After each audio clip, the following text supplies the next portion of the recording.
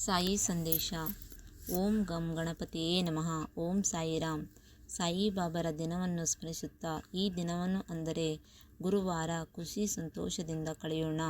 ಯಾರೆಲ್ಲ ನಿಮ್ಮ ಜನ್ಮದಿನವನ್ನು ಆಚರಿಸಿಕೊಳ್ಳುತ್ತಿದ್ದೀರೋ ಅವರಿಗೆಲ್ಲ ಸಾಯಿಬಾಬಾ ಕಡೆಯಿಂದ ಹುಟ್ಟುಹಬ್ಬದ ಶುಭಾಶಯಗಳು. ಇವತ್ತಿನ ದಿನ ಯಾರೆಲ್ಲ ಒಳ್ಳೆಯ ಕೆಲಸದಲ್ಲಿ ತೊಡಗಿದರೋ ಅವರಿಗೂ ಸಹ ಬಾಬಾ ಕಡೆಯಿಂದ ವಂದನೆಗಳು. ಬಾಬಾರನ್ನು ಮೊದಲನೇ ಬಾರಿ ಪೂಜಿಸುವುದಿದ್ದರೆ ನೀವು ಗುರುವಾರದಿಂದೇ ಶುರು ಮಾಡಿ. ಸಾಯಿಬಾಬಾರವರು ನಮಗೂ ಮತ್ತು ನಿಮಗೂ ಒಳ್ಳೆಯದನ್ನು ಮಾಡಲಿ. ಅವರನ್ನು ಸ್ಮರಿಸಿದರೆ ಯಾವುದಕ್ಕೂ ನಮಗೆ ತೊಂದರೆ ಬರಲ್ಲ. ನೀವು ಯಾವುದೇ ಕೆಲಸವನ್ನು ಮಾಡುವುದಿದ್ದರೆ ಬಾಬಾರನ್ನು ನಂಬಿ ಮಾಡಿ. ಜೀವನದಲ್ಲಿ ಎಲ್ಲವೂ ಒಳ್ಳೆಯದಾಗುತ್ತದೆ. ನಾವು ಯಾರಿಗೂ ಯಾವುದೇ ಕೆಟ್ಟದ್ದನ್ನು ಮಾಡದಿದ್ದರೆ, ನಮ್ಮ ಮನಸ್ಸು ಒಳ್ಳೆಯದಾಗಿದ್ದರೆ ನಾವು ಮಾಡುವ ಕೆಲಸವು ಒಳ್ಳೆಯದಾಗಿರುತ್ತದೆ. ನಾವು ಬಾಬಾರ ಬಗ್ಗೆ ಮಾತನಾಡುತ್ತೇವೆ ಅಂದರೆ ಅದಾವುದೋ ಹಿಂದಿನ ಜನ್ಮದ ಪುಣ್ಯ ಫಲವಿರಬೇಕು. ನೀವು ಬಾಬಾರ ಭಕ್ತರಾಗಿದ್ದರೆ ದಯವಿಟ್ಟು ಮನೆ ಬಾಗಿಲಿಗೆ ಬಂದ ಯಾವುದೇ ಭಿಕ್ಷುಕರು ಇರಲಿ ಅವರಿಗೆ ದಾನವನ್ನು ಮಾಡಿ. ಬಾಬಾರವರು ಪ್ರತಿ ಮನೆಗೂ ಹೋಗಿ ಭಿಕ್ಷೆಯನ್ನು ಬೇಡುತ್ತಿದ್ದರು.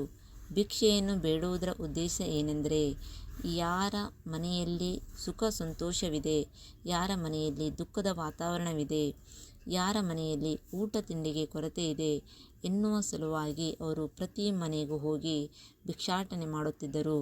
ಆದರೆ ಜನಗಳು ಅವರನ್ನು ಬೇರೆಯೇ ಪ್ರಶ್ನಿಸುತ್ತಿದ್ದರು. ಬಾಬಾರವರು ಅದನ್ನು ಲೆಕ್ಕಿಸದೆ ತಮ್ಮ ಕೆಲಸದಲ್ಲಿ ನಿರತರಾಗಿರುತ್ತಿದ್ದರು. ಬಾಬಾರ ಪವಾಡಗಳು ಹಲವಾರು. ಅವರನ್ನು ನಂಬಿದರೆ ನಮಗೆ ಯಾವುದೇ ಭಯವಿಲ್ಲ. ಕಾರ್ತಿಕ ಮಾಸದಲ್ಲಿ ಅಂದರೆ ಹುಣ್ಣಿಮೆಯ ದಿನ ನೀವು ಪೂರ್ಣಚಂದ್ರನಲ್ಲಿ ಬಾಬಾ ದೇವರನ್ನು ಕಾಣಬಹುದು. ನಾಳೆ ಬೆಳಿಗ್ಗೆ ಎದ್ದ ತಕ್ಷಣ ನೀವು ತುಳಸಿಗೆ 2 ದೀಪವನ್ನು ಇಡಿ. ಪವಿತ್ರವಾದ ಬೇವಿನ ಮರದ ಕೆಳಗೆ 2 ದೀಪವನ್ನು ಇಡಬಹುದು. ನಾವು ಕಾರ್ತಿಕ ಮಾಸದಲ್ಲಿ ನದಿಯ ನೀರಿನಲ್ಲಿ ಸ್ನಾನವನ್ನು ಮಾಡುವುದರಿಂದ ನಮ್ಮ ಪಾಪಕರ್ಮಗಳು ಕಳೆಯುತ್ತದೆ. ಕಾರ್ತಿಕ ಮಾಸದ ಹುಣ್ಣಿಮೆಯ ದಿನ ದೀಪವನ್ನು ಬೆಳಗಿಸುವುದರಿಂದ ನಮ್ಮ ಇಚ್ಛೆಗಳು ಈಡೇರುತ್ತದೆ. ಸಾಧ್ಯವಾದರೆ ಸೂರ್ಯನಿಗೆ ನಮಸ್ಕರಿಸಿದರೆ ಒಳ್ಳೆಯದಾಗುತ್ತದೆ.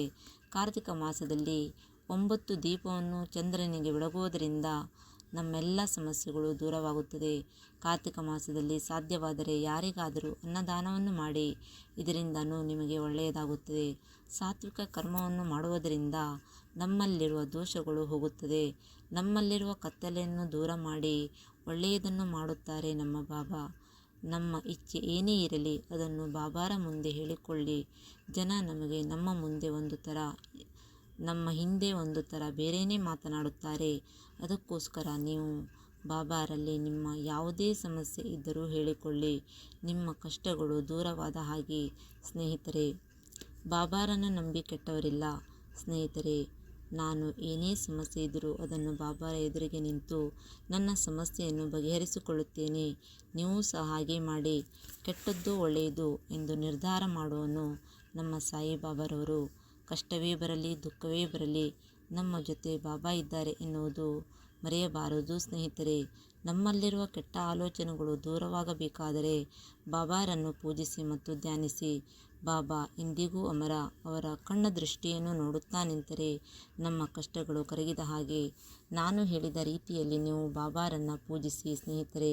ನಿಮ್ಮ ಒಳಮನಸ್ಸಿಗೆ ಗೊತ್ತಾಗುತ್ತದೆ ಹೋಗುತ್ತದೆ. ಕೆಟ್ಟದ್ದನ್ನು ಎಂದಿಗೂ ಮಾಡಬೇಡಿ, ಒಳ್ಳೆಯದನ್ನು ಮಾಡಿ. ಬಾಬಾರನ್ನ ಕಾಣಿರಿ ಎಂದು ಹೇಳುತ್ತೇನೆ. ಓಂ ಸಾಯಿನಾಥಾಯ ನಮಃ. Om Sairam. Thank you Baba.